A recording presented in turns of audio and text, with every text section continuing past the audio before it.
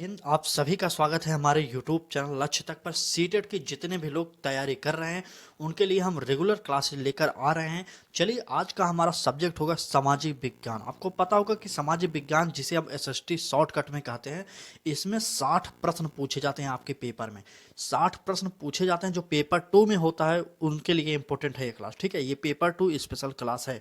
60 प्रश्न पूछे जाते हैं जो कि बहुत ही महत्वपूर्ण होते हैं। अगर आपको अच्छा नंबर लाना है तो एसएसटी जिनका भी सब्जेक्ट होगा उन्हें अच्छा स्कोर इसी सब्जेक्ट में करना हो, क्योंकि इस सब्जेक्ट का 60 नंबर बहुत मायने रखता है। चलिए क्लास को स्टार्ट करते हैं। पेपर वाले प्रश्न लेकर आपके लिए आए हैं, वो भी एग्जाम स्पेशल। ठीक है, चलिए 7 जुलाई को आपको पेपर देना है। डेट याद कर लीजिए, तैयारी करते रहिए। और अभी तक आपने हमारे साथ जुड़ा नहीं, आपने हमारे चैनल को सब्सक्राइब नहीं किया तो सब्सक्राइब करके बेल आइकन को जरूर ऑन करिए। चलिए क्लास को स्टार्ट करते हैं। पहला प्रश्न देखते हैं। यह सब्जेक्ट जो है बहुत ही टफ माना जाता है, एसएसटी बहुत ही टफ माना जाता है। आप यकीन मानिए, अगर आप अभी से नहीं पढ़ेंगे तो बाद में अच्छा स्कोर नहीं कर सकते। तो चलिए पहला प्रश्न देखते हैं। पहला प्रश्न है हमारा, मृदा परिच्छेदिका की मोटाई को कौन निर्धारित करता है? आपसे पूछा जा रहा है मृदा परिच्छेदिका की मोटाई को कौन निर्धारित करता है। ए ऑप्शन जलवायु, बी ऑप्शन उच्चावच, सी ऑप्शन समय, डी ऑप्शन वनस्पति जात प्राणी जात। चलिए बताइए कमेंट करके। चलिए इस प्रश्न का उत्तर बताइए, चलिए जल्दी से बताइए। इस प्रश्न का उत्तर होगा सी ऑप्शन समय। हम अपने क्लास में सिर्फ प्रैक्टिस सेट कराते हैं, इधर उधर की फालतू बात हम नहीं करते, क्योंकि कम समय में ज़्यादा प्रश्न कराने की हमारी जिम्मेदारी और हमारे चैनल की जिम्मेदारी है। तो आप बने रहिए हमारे साथ, कम समय में अधिक से अधिक प्रश्नों की प्रैक्टिस सेट करने के लिए। ठीक है, क्योंकि सीटेट हमेशा प्रैक्टिस मांगता है। ठीक है, चलिए अगले प्रश्न देखते हैं। अगला प्रश्न है, वितरण के आधार पर संसाधनों को वर्गीकृत किया जा सकता है।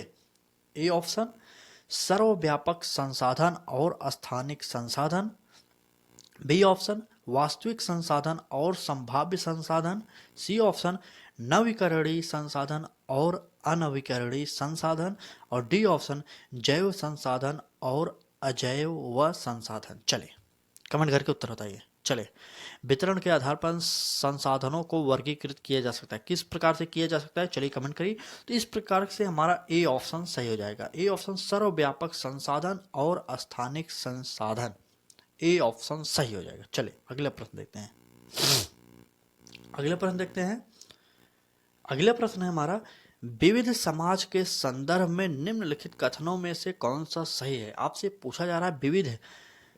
ठीक है, चलिए विविध समाज के संदर्भ में कौन सा कथन सही है आपसे पूछा जा रहा है। ए ऑप्शन देखते हैं।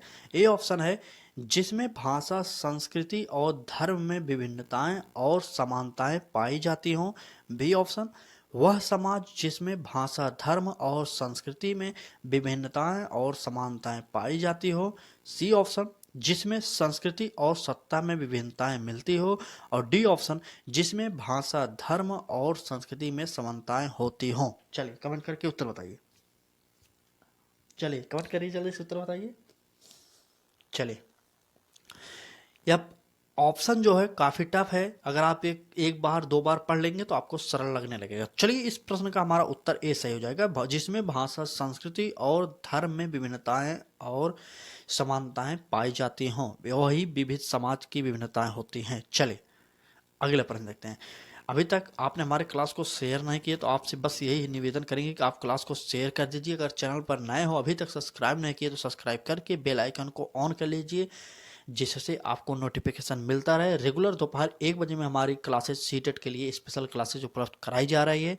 आप जुड़ के हमारे साथ अच्छे से तैयारी करिए। चलिए अगला प्रश्न देखते हैं।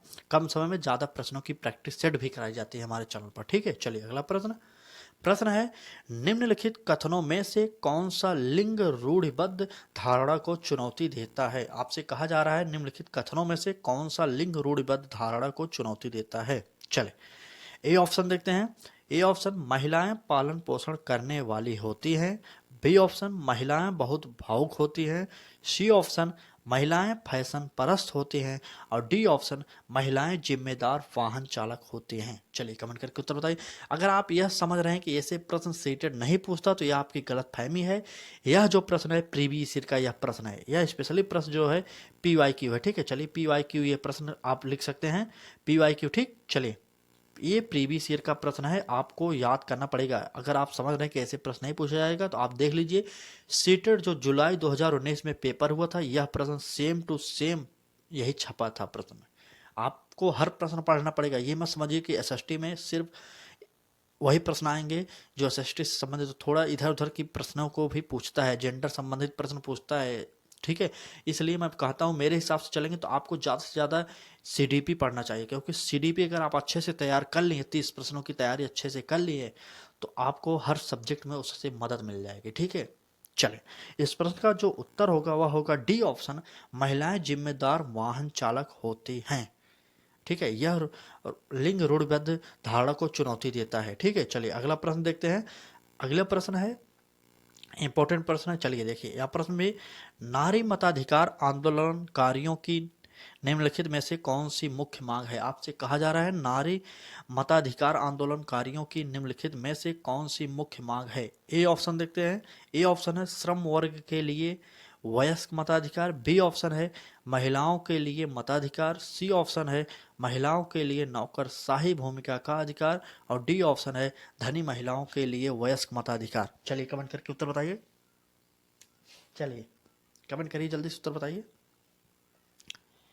आप लोगों को जल्दी से जल्दी कमेंट करना चाहिए, क्योंकि अगर आप कमेंट कर रहे हैं तो मतलब इसका मतलब आप पूरी क्लास को देख रहे हैं, अभी तक आप बने हैं। अगर अभी तक आपने इस क्लास को देखा है तो पूरी क्लास को देखिएगा, उसके बाद खुद निर्णय करिएगा ऐसे प्रश्न आपके पेपर में आएंगे या नहीं आएंगे, ठीक है। बस हम यही निवेदन करते हैं कि आप लोग पूरी क्लास को देखा करिए और कुछ नहीं, ठीक है। चलिए इस प्रश्न का जो उत्तर होगा वह होगा बी ऑप्शन, महिलाओं के लिए मताधिकार। यही नारी मताधिकार आंदोलनकारियों की मुख्य मांग थी, ठीक है। चलिए अगला प्रश्न देखते हैं। अगला प्रश्न है, देखिए यह आईने अखबारी, आपको पता होगा, नहीं पता जान जाइए। यह प्रश्न देखिए, प्रश्न है आईने अखबारी के विषय में निम्नलिखित कथनों में से कौन सा सही है। यहाँ पर सही की बात की गई है, ठीक है।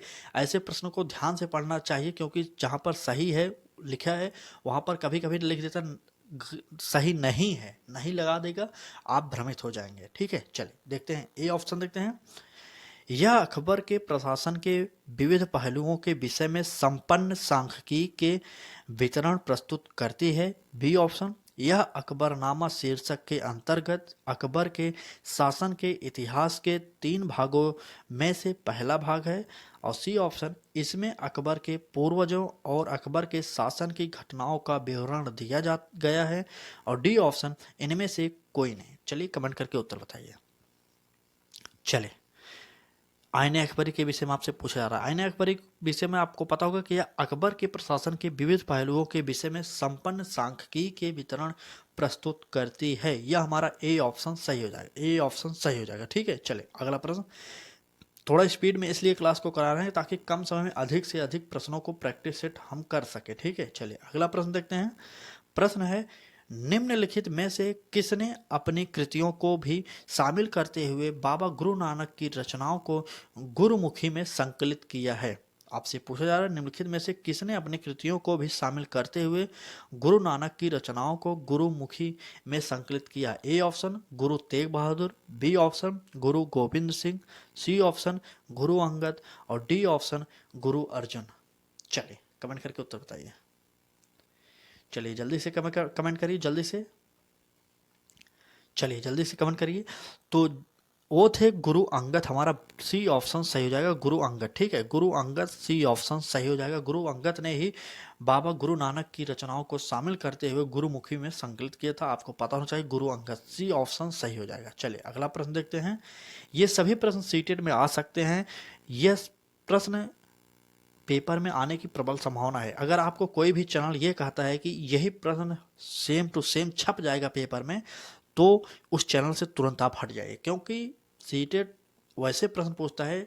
कोई भी यूट्यूब वाला जो हो, चाहे ऑफलाइन हो चाहे ऑनलाइन हो, कोई भी यह नहीं कह सकता कि ऐसे ही प्रश्न पेपर में हो बहु छपेंगे।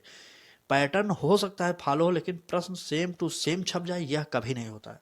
हाँ 150 प्रश्न है, किसी न किसी कोचिंग में एक आध प्रश्न फंस जाता है सेम टू सेम, बाकी नहीं फंसते। आपको पैटर्न पकड़ना पड़ेगा, पैटर्न पकड़ेंगे तभी आपको फायदा होगा, नहीं तो उसमें आपको दिक्कत हो जाएगी बाद में पेपर में। ठीक है, चलिए अगला प्रश्न देखते हैं। प्रश्न है, समुद्रगुप्त गुप्त की निम्नलिखित में से कौन सी ऐसी नीति थी जो विशिष्ट रूप से दक्षिण पथ शासकों के लिए थी? चलिए ए ऑप्शन देखते हैं। ए ऑप्शन, इन्होंने पराजय स्वीकार की और इन्हें पुनः शासन करने के लिए अनुमति दी गई। बी ऑप्शन, उनके साम्राज्यों को उखाड़ फेंका गया और उन्हें समुद्रगुप्त के साम्राज्य का अंग बनाया गया। सी ऑप्शन, उन्होंने समुद्रगुप्त की अधीनता स्वीकार की और अपने पुत्री का विवाह उसे किया। डी ऑप्शन, ये उपहार लाते थे, उसके आदेशों का पालन करते थे और उसके दरबारों में उपस्थित होते थे। चले कमेंट करके उत्तर बताइए।